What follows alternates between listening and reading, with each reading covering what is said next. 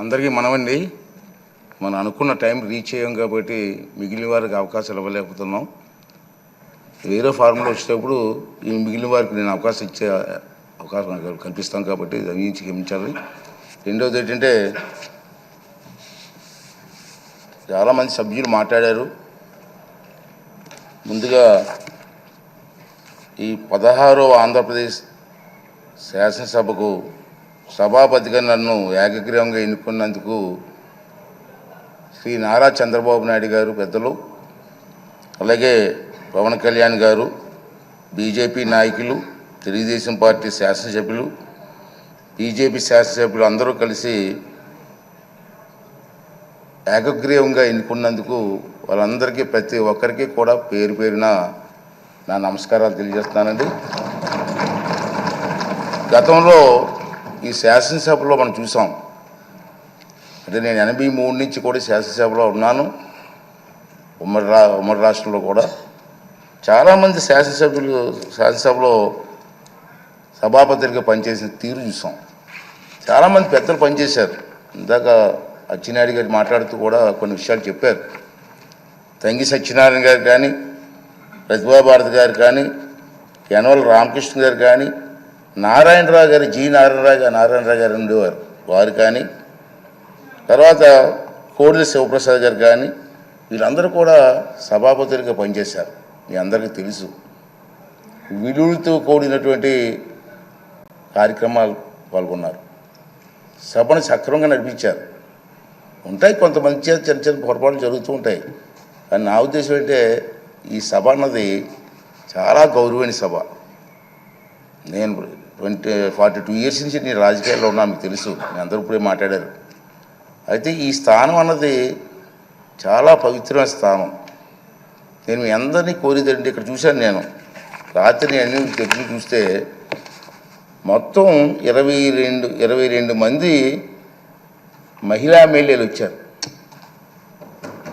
ఈ సభలో.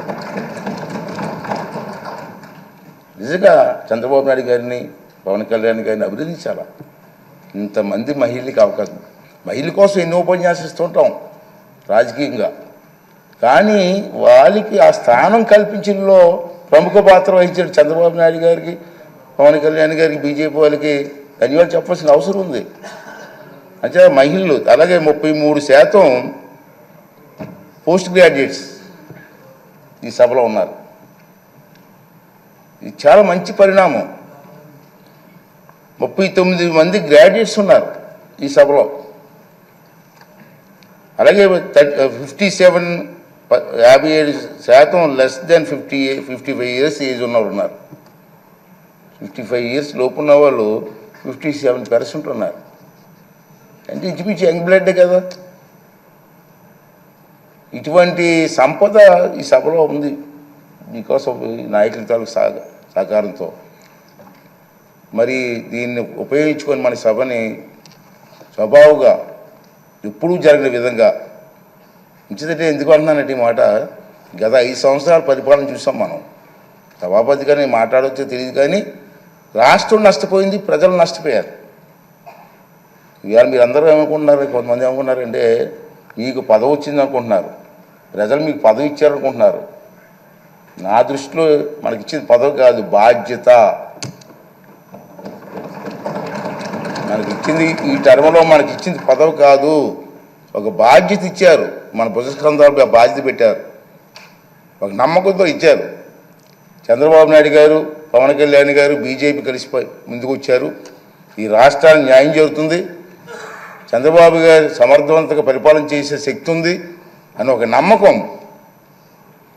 నేను ఎన్టీ రామారావు గారితో పనిచేశా 83లో, అది ఒక తుఫాన్.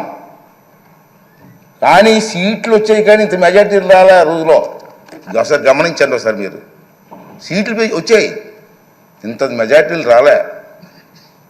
ఏంటంటే ఒక ఎమ్మెల్యేకి మా ఎంపీకి వచ్చిన మెజార్టీలు వచ్చి మనం చూశారు మీరు. దాన్ని మనం ఎప్పుడూ మర్చిపోకూడదని చెప్పి ఈ సందర్భంలో మీ అందరికీ మనం చేస్తున్నాను. అలాగే ఫస్ట్ టైం ఎమ్మెల్యేస్ 88 మంది ఉన్నారు మన హౌస్లో. ఫస్ట్ టైం ఎమ్మెల్యేస్ వారందరినీ నేను కోరేది ఏంటంటే, మీకు అవకాశాలు ఇస్తా. ఎందుకంటే మీరు కూడా మాట్లాడాలి, మీ తాలూకు వాయిస్ వినిపించాలి. మీ అందరూ నేను కోరేది ఏంటంటే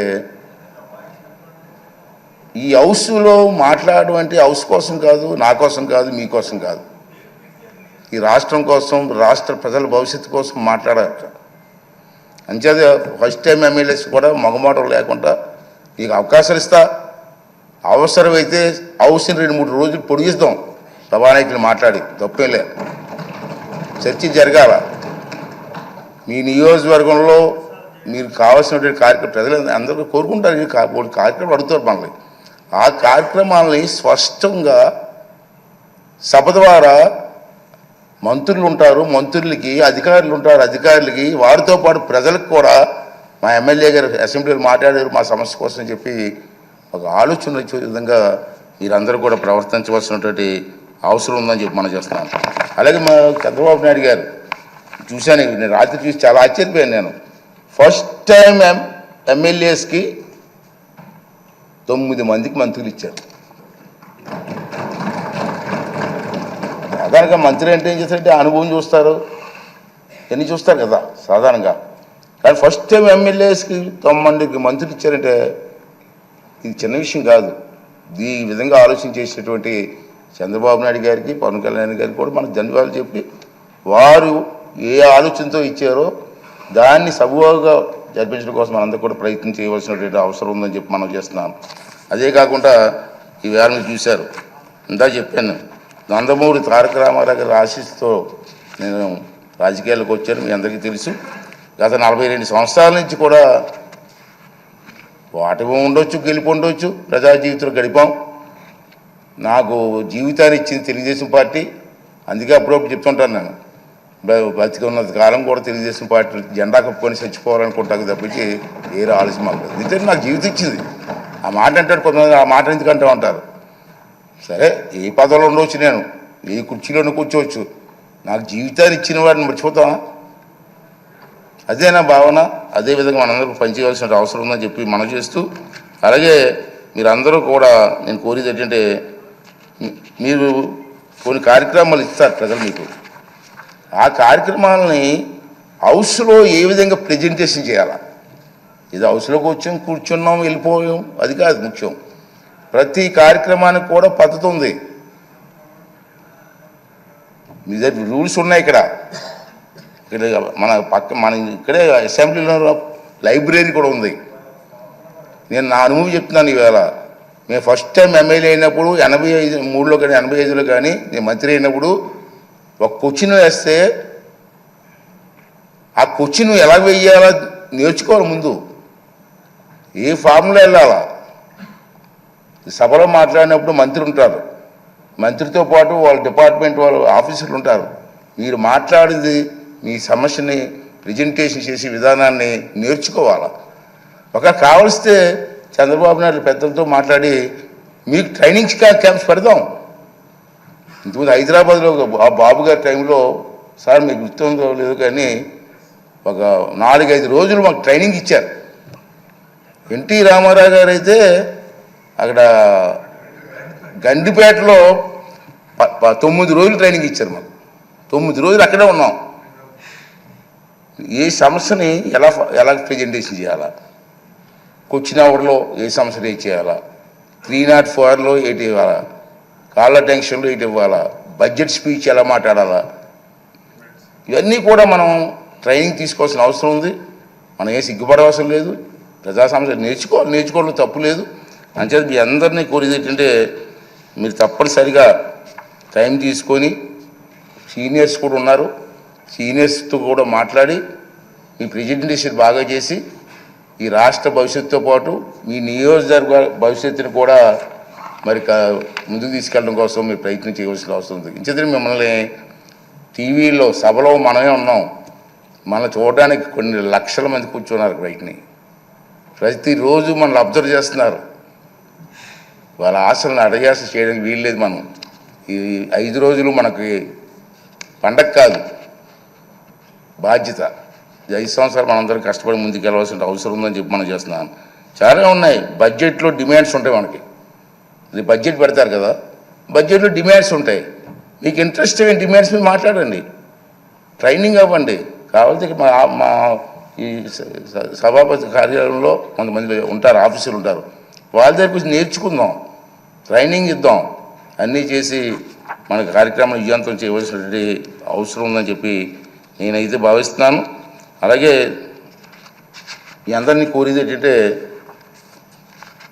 చంద్రబాబు నాయుడు గారు, మన పవన్ కళ్యాణ్ గారు, బీజేపీ నాయకులు ఉమ్మడిగా మనం వెళ్తున్నాం. మన మీద చాలా బాధ్యత ఉందని ఇందుకే చెప్పాను. ఆ సమస్యలు ఏ విధంగా చర్చించాలి? బుచ్చి చౌదరి గారు లాంటి పెద్దలు ఉన్నారు, చాలామంది అనుభవం ఉన్నటువంటి వ్యక్తులు ఉన్నారు, గతంలో మంత్రులు చేసిన వ్యక్తులు ఉన్నారు, చంద్రబాబు నాయుడికి అపారమైనటువంటి అనుభవం ఉన్న వ్యక్తులు ఉన్నారు. ఈ అందరినీ కలిసి మన బాధ్యత. నా ఉద్దేశం ఒకటే, నేను ఒకటే నిర్ణయం తీసుకున్నాను, స్పీకర్ తక్కువగా మాట్లాడాలా, సభ్యులు ఎక్కువగా మాట్లాడాలి. ఆ అవకాశం నేను కల్పిస్తాను, అది బాధ్యత.